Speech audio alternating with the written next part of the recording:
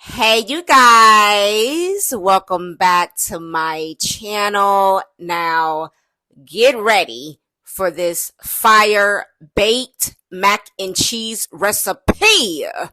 Let's get into it.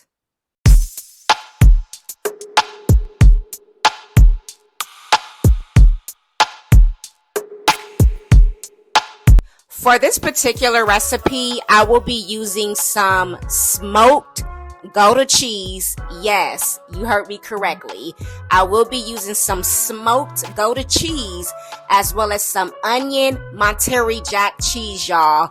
When I tell you that these two particular cheeses totally leveled up my mac and cheese. I'm also going to be using some Colby Jack cheese and some Mozzarella cheese. Now, of course, I am always going to recommend that you shred your own cheese yourself, but you do not have to. It is not a requirement whatsoever. Into some boiling water, I'm adding in about a capful of some chicken bouillon powder, which is going to add a ton of flavor to these Cavatappi noodles that I'm going to be using for this recipe.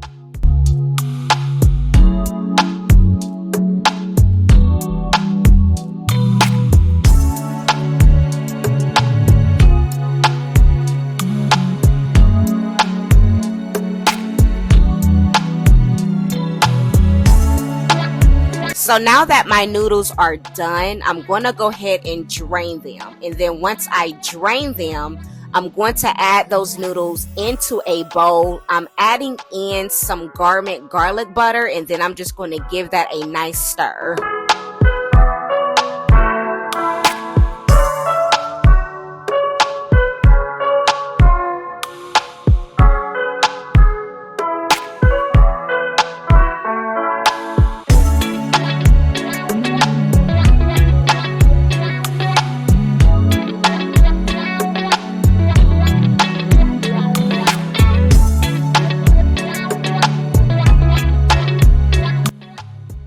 For my cheese sauce, I am adding in about a half a stick of garlic butter. You guys already know that I use nothing but Kerrygold garlic butter. It is my absolute favorite. So I'm adding in my butter. I'm just going to allow that to melt.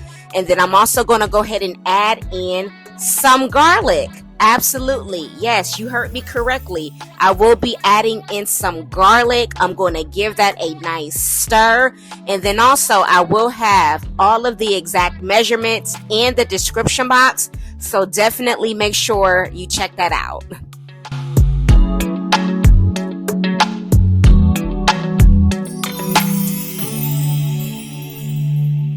The best part about this recipe is there is no roux required for this mac and cheese recipe. So I'm going in with about 2 cups of heavy whipping cream, which I'm going to be adding in to the pot there. Now I'm also going to be adding in about a half a block of cream cheese, which is the perfect ingredient to make sure that this mac and cheese come out as creamy and as velvety as possible. I'm going to go ahead and give that a nice stir, making sure that all of that cream cheese is melted perfectly into that heavy whipping cream. So now that I've laid out a nice foundation for my sauce, right, I'm going to go ahead and add in my shredded cheese. So here I'm going in with my smoked Gouda cheese along with the onion Montgomery Jack cheese. I'm going to just add in just a little bit at a time, making sure that I stir it thoroughly throughout the process.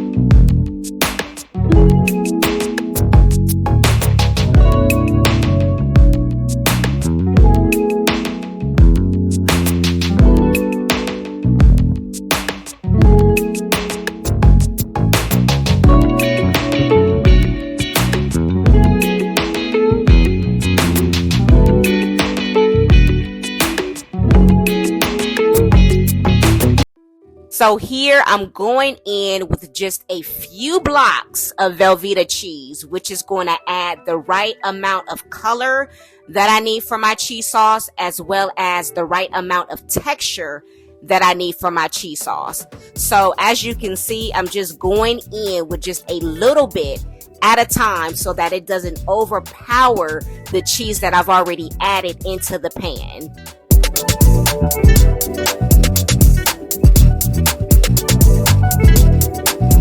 So now it's time for me to go ahead and add in my seasonings. Yes, this is my favorite part. So here I'm adding in some garlic, pepper, as well as some onion powder. I'm also going to be adding in some roasted garlic and herb seasoning. I'm going to give this a nice stir with a whisk, making sure that everything is thoroughly combined together the way it should be. So at this point, that cheese sauce should be looking more like cake pudding.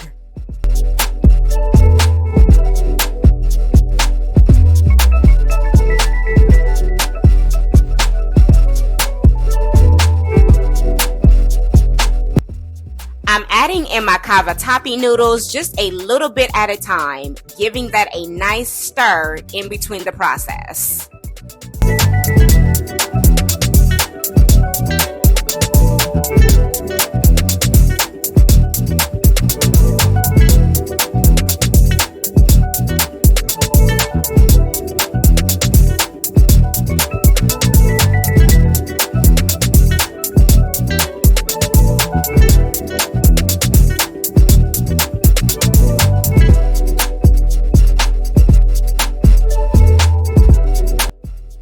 I'm transferring my mac and cheese on to a baking dish. Now, this is the part where I like to add on the rest of my shredded cheeses. So all of that Colby Jack cheese and all of that mozzarella cheese that I showed you during the beginning portion of the video, this is where I go ahead and add on all of that shredded cheese. It's more of a blend that I blended together and use that to garnish the top of my mac and cheese.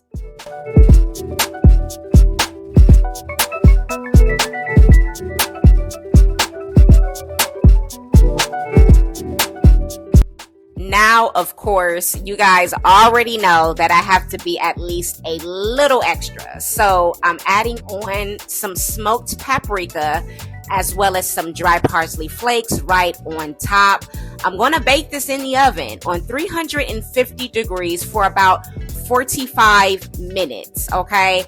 Now for the last remaining 5 minutes, I'm going to cook this underneath the broiler. This is just to make sure that everything comes out to be nice and golden brown.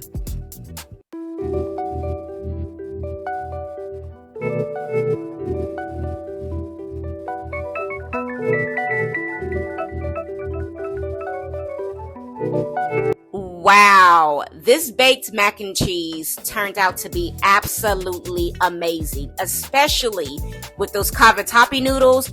You are not going to want to make mac and cheese the same after this. Now, this was by far the creamiest, flavorful mac and cheese that I've tasted in a very, very long time. Make sure to give this video a thumbs up. I definitely appreciate it. You guys are going to absolutely love this recipe. And until next time, God bless.